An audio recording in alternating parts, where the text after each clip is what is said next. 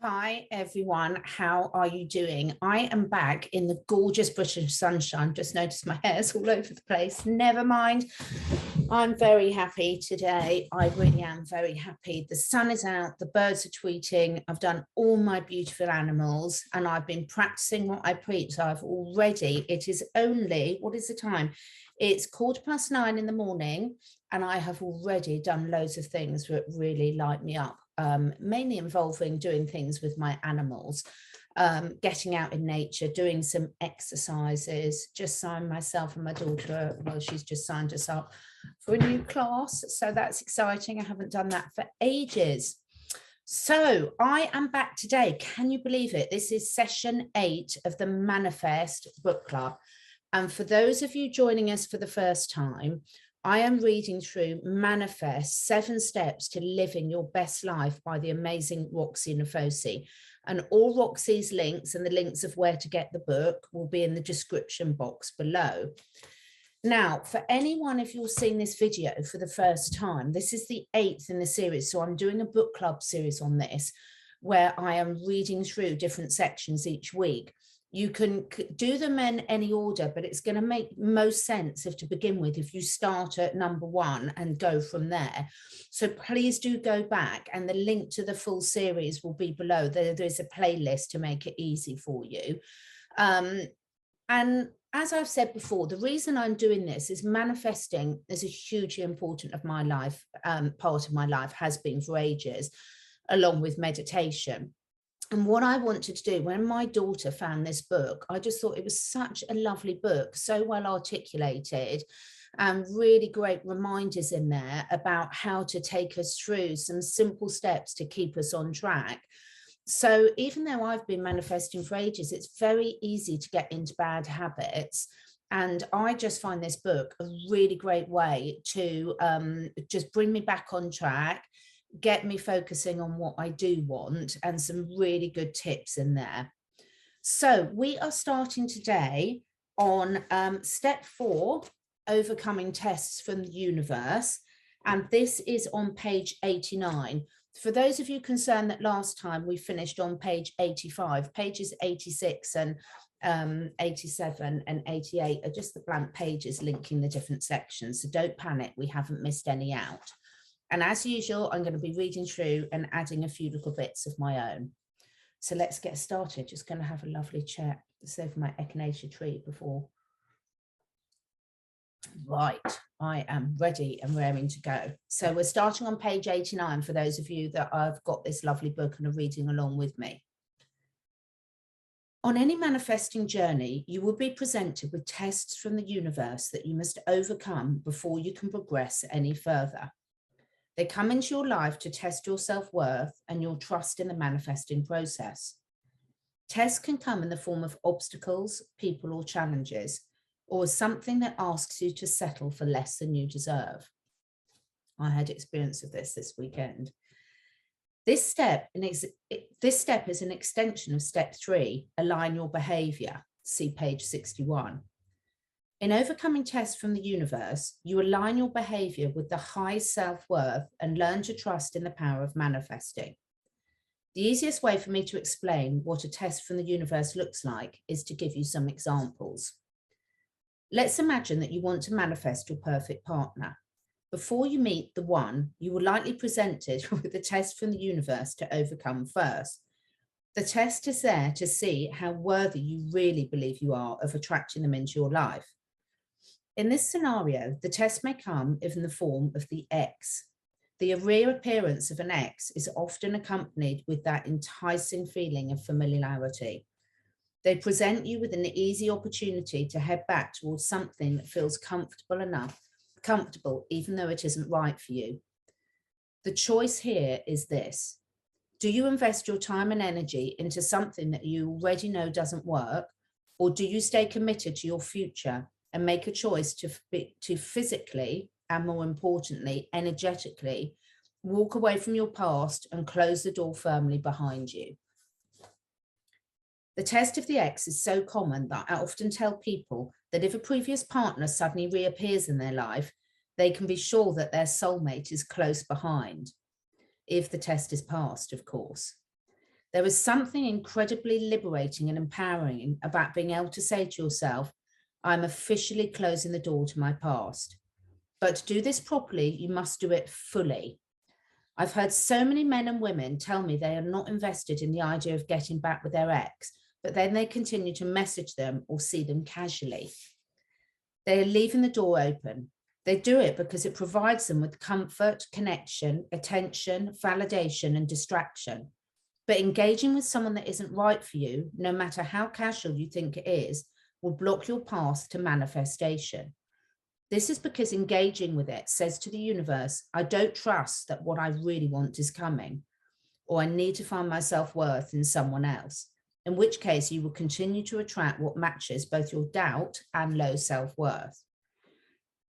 Now I've had experience of this, not with a romantic ex, but with friendships that have faded away. So it's equally, you can obviously apply these scenarios to any situation that's relevant to your life.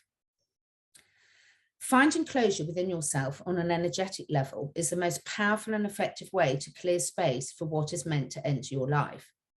Whenever you see an opportunity to step away from someone or something that's no longer serving you, take it.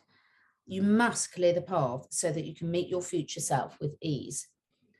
Here is another example of a test that might appear when you are working towards manifesting your perfect partner. You go on a few dates with someone new and there's an immediate chemistry between you both. They seem to tick a lot of your boxes, making you feel hopeful they're the one you've been wanting to manifest. But within a few days or weeks, you start to sense something is off. They're blowing hot or cold, or they're not showing you the respect that you deserve. This is a clear test. The universe is asking you something. How much do you really value yourself? How worthy of true love do you really think you are? Are you going to settle for someone who doesn't seem willing to commit to you? If you choose to settle for that person and ignore the red flags that are right in front of you, you will block your manifestation. The reason for this is because in choosing to ignore the warning signs, you send this message to the universe. I am afraid I won't meet anyone else, and I don't believe that I will find anyone who can truly love me and commit to me the way I deserve. Remember, to manifest what you want, you must believe you are worthy of it, and your behavior must align with that belief. So, if you choose to walk away from this person, you show the universe in action that you know you are worthy of a deeper, stronger connection. The universe will respond by bringing your soulmate to you. At any time that you make that choice to settle in any area of your life, you will block yourself from manifesting all the things you desire the most. This is because the act of settling for less than you deserve is driven from that low vibe place of fear and doubt. Fear that you aren't really worthy of having what you truly desire, and doubt that you will ever be able to manifest your dreams. If you want to become an effortless manifester, then mastering this is key. Begin to look at the areas of your life and ask yourself, where am I settling for something less than ideal? Where am I compromising my self-worth? For example, do you currently have a toxic friendship in your life that you can't seem to let go of? Almost every client I've ever worked with has had a toxic person in their life who constantly drains them, negatively affects their confidence and lowers their vibe. They stay in the friendship because they're either scared to offend or upset the other person by walking away, or they worry that without them, they'll feel more alone. Toxic friendships and relationships are another example of a test, and only when we find the courage and inner strength to step away from them will we open up the space for healthier relationships to enter our lives. Remember, your time and energy are your most valuable assets, so use them wisely. So I've got a bit of a runny nose. This is so important to me, and for me, the letting go of toxic relationships has been a major thing that I've got so much better at over the last couple of years. And it is interesting that my resistance to that. And I had to really sit with myself and think, what was I worried about? Why was it taking me such a long time to let go of this? And that's been a really, really important self-development process for me personally, and one that's still ongoing, because when I'm feeling slightly lower vibration, when I'm sort of been either feeding myself foods or spending time with people that don't uplift me, or certain challenging bits of news, we all have things that can dip us down quite easily. But the important thing is to recognize it and have those tools in your toolkit to lift yourself back up. So now I can recognize when I might be tempted to reach back out to what has been quite a toxic relationship in the past. And the difference is now I can stop myself doing it. So I'm not pretending that the temptation has gone completely, because for me at the moment, it hasn't. But what has really, really improved for me with all the work I've been doing is to recognize it a lot quicker and know that I've got tools at my fingertips to actually step me out of that behavior very quickly. So I hope that's the case for you. Frequently asked question: what if I fail a test? I often get people messaging me saying, Roxie, I think I've ruined it. I went back to my ex and we were together for a month and then he cheated on me again. I feel like such an idiot. Have I ruined everything? The answer is no, of course not. Remember, the universe is on your side. It's just waiting for you to see the light. It doesn't punish you if you don't get it right first time. Whenever you make the energetic shift to overcome your test, you will be rewarded with abundance. Now, one thing I just want to add with this is, for me, the universe not punishing us is very much the same thing with our animals in our life. If we're making improvements in the way that we care and look after the animals that we choose to share our lives with, they never go back and blame us for bad mistakes or bad decisions or things we didn't know in the past. They're just so grateful that we've recognized it and we're moving on now. So I think the universe and animals have got a lot to teach us humans on that front. Tests don't just come in the form of people. Tests that you really need to look out for are the ones that appear to be exactly what you are wanting. But when you look a little closer, you realize something isn't quite right. For example, if you're on the hunt for your perfect house and you come across one that's almost it, but not quite, do you take it out of fear of not finding something better? Or do you walk away and wait for the right one? A close friend of mine, a makeup artist, wanted to manifest being signed by a particular agency that represents some of the most well-respected creatives in the world. He wrote down the agency name on his vision board and began working on cultivating self-love, removing some of his limiting beliefs and aligning his behavior by uploading regular content on his social media channels to showcase his work, and accepting as much client work as he could to build his portfolio and experience. A couple of months passed and he was feeling much more confident in himself and had developed his own authentic niche within his field. Then he got an email. An agency wanted to sign him, but it was not the agency of his dreams. He had an important choice to make. Should he say yes out of fear that he wouldn't be able to manifest signing with his dream agency, or should he turn them down, knowing it was not really what he wanted, and wait? It was a hard decision to make. These decisions often are. They require you to demonstrate unwavering confidence, and it can feel unnerving to turn down something that's a good offer just because it isn't exactly what you're after. My friend said that in not taking the offer to go with that agency, he felt he was being ungrateful or even greedy. I reminded him that knowing what you want and holding out for it is neither of those things. After a few days of considerable thought, he made the empowered decision to turn down the offer. 5 months later, he signed with the agency he'd put on his vision board. At any given time, we can choose to adopt a scarcity mindset or an abundance mindset. A scarcity mindset says that there is not enough love, happiness, or success to go around for everyone. It comes from a place of lack. An abundance mindset trusts there's plenty enough for everyone. At every stage of the manifesting process, adopting an abundance mindset is integral, and it's particularly important when overcoming tests from the universe.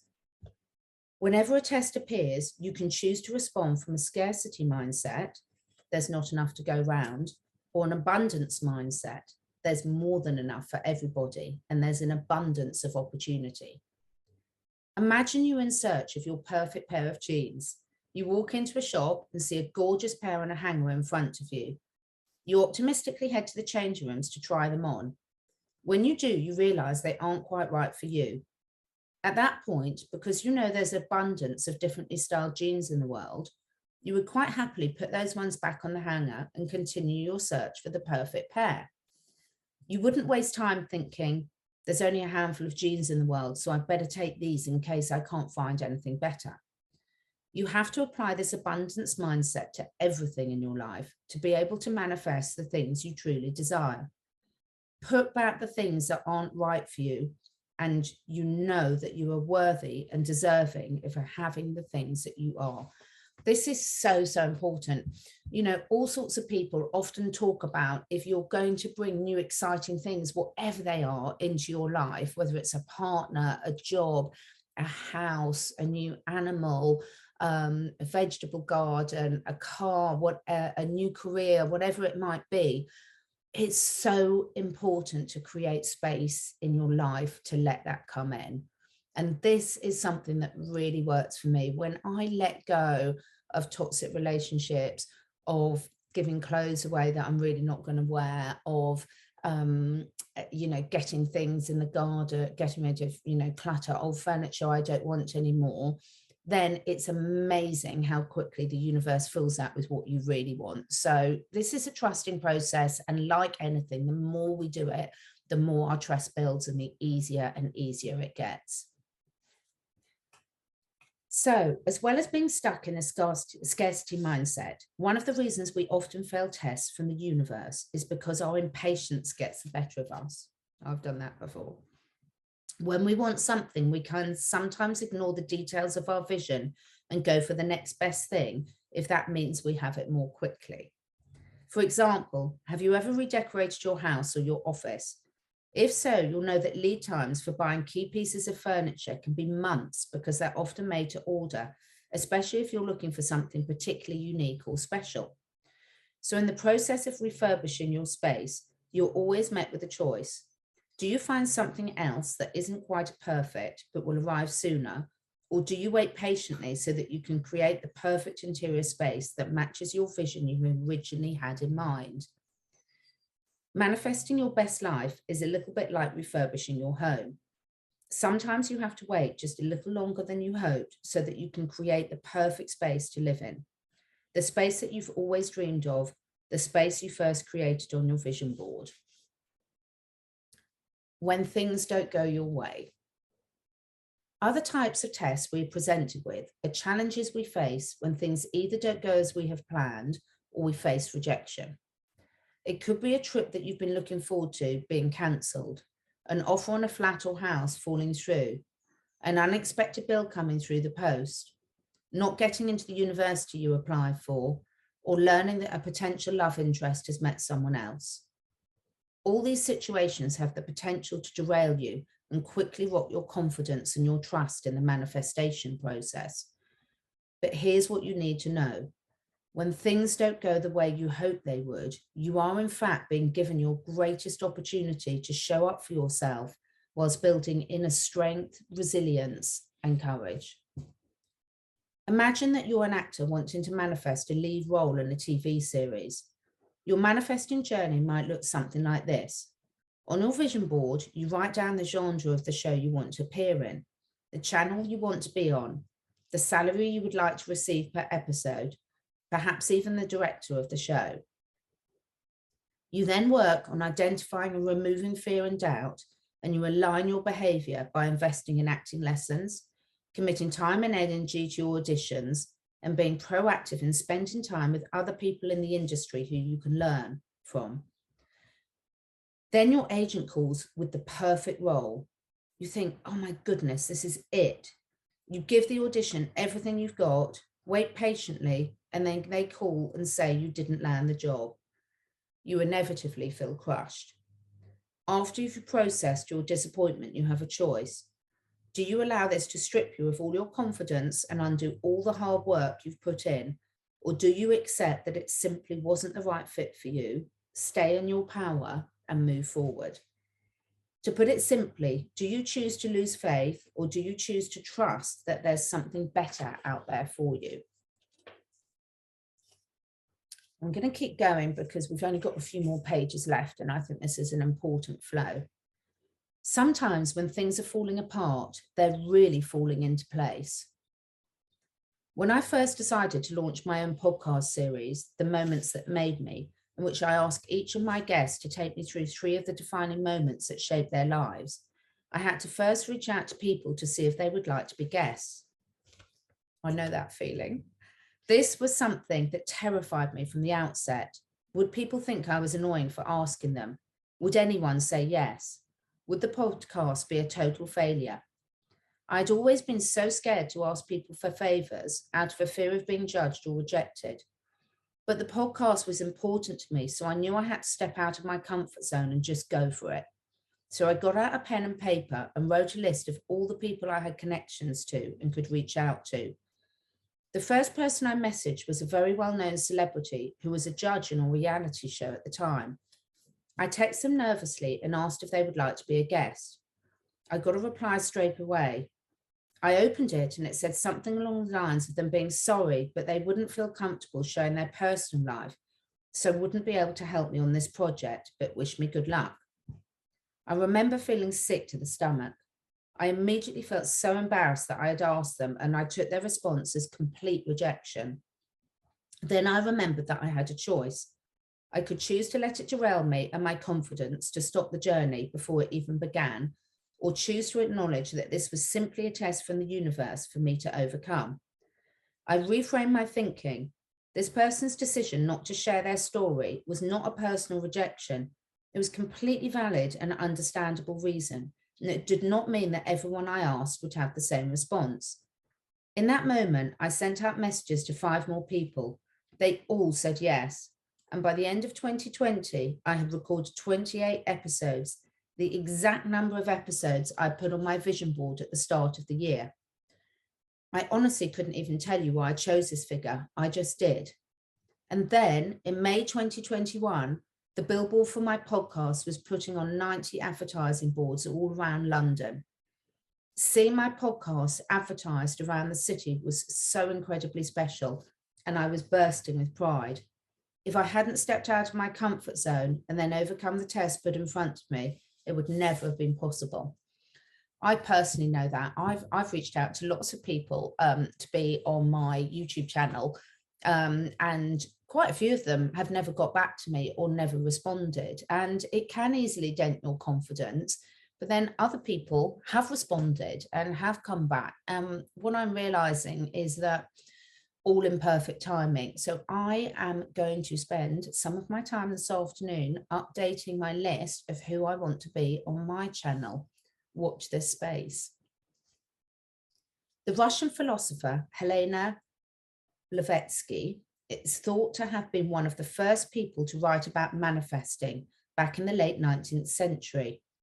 In The Secret Doctrine, she wrote, "Do not be afraid of your difficulties. Do not wish you could be in other circumstances than you are. For when you have made the best of adversity, it becomes a stepping stone to a splendid opportunity." When I first read this, I could not stop smiling. I am too. This beautiful passage, which was written over 100 years ago, supported something that I had intuitively known to be true, that when we overcome tests from the universe, we are rewarded with new opportunity. When we overcome tests, we build something within us, an inner strength that's magnetic. I received a message on Instagram from someone who'd been attending one of my manifesting webinars that said, "I've been working on my manifest process for the last few weeks, and then I got a job interview at my dream company last Monday. I'm new to the industry and I couldn't believe that I'd even been asked. I really thought I'd manifested what I wanted, but then I didn't get the job.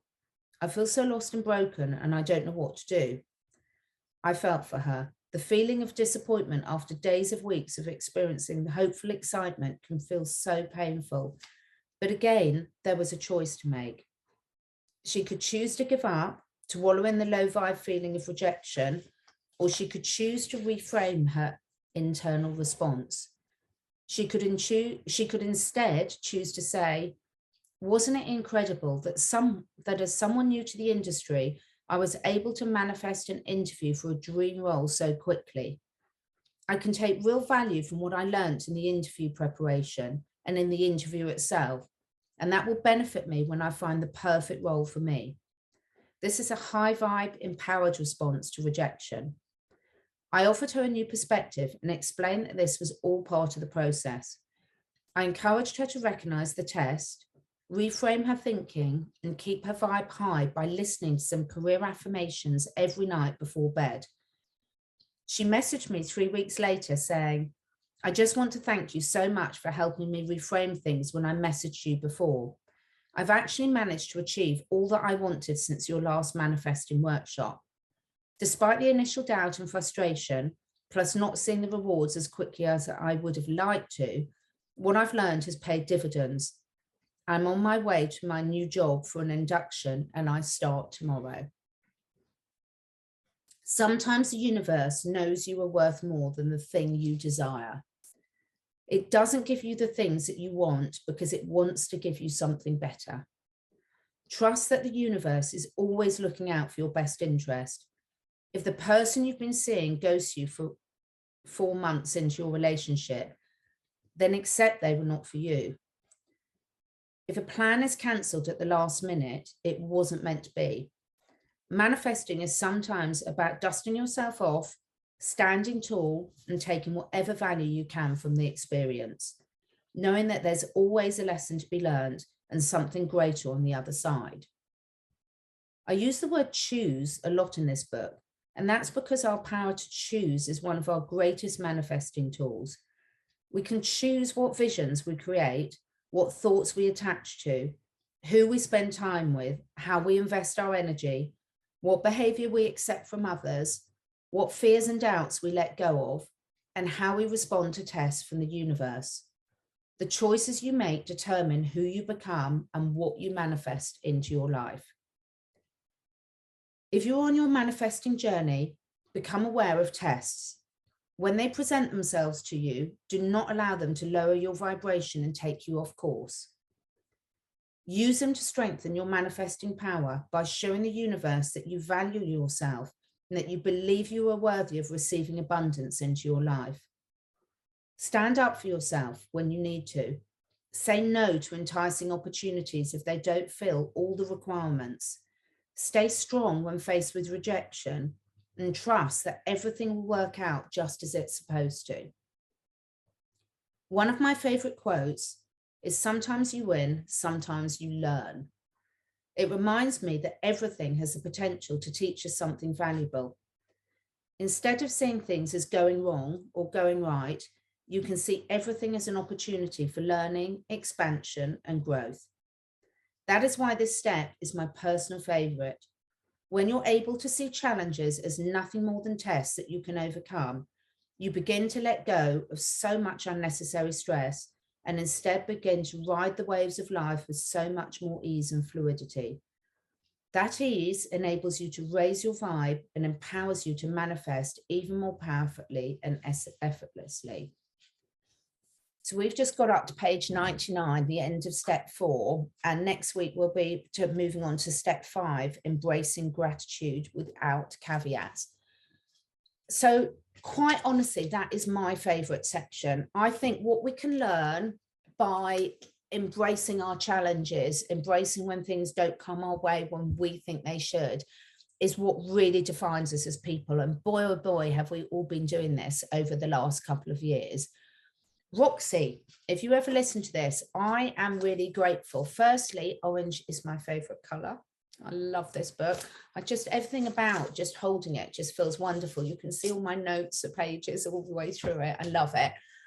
And secondly, thank you for stepping out of your comfort zone and writing this for us and doing your podcast and really being a walking example of walking the talk of what you're writing and talking about. No, that didn't make very good sense, but you all know what I mean. So I am going to practice what I preach. I'm off to add a few new things to my vision board now, because this has really made me think about where I had been limiting myself. There's some really important things that I want to add to that. So I'm going to go and add them now, and I'm going to keep you informed of how it goes. So thank you so much for listening along with me. Please do share your journey below. I do look at all the comments, even if it's not immediately. And this is the type of thing you can go back over these as many times as you like. That's the beauty of having them on the video.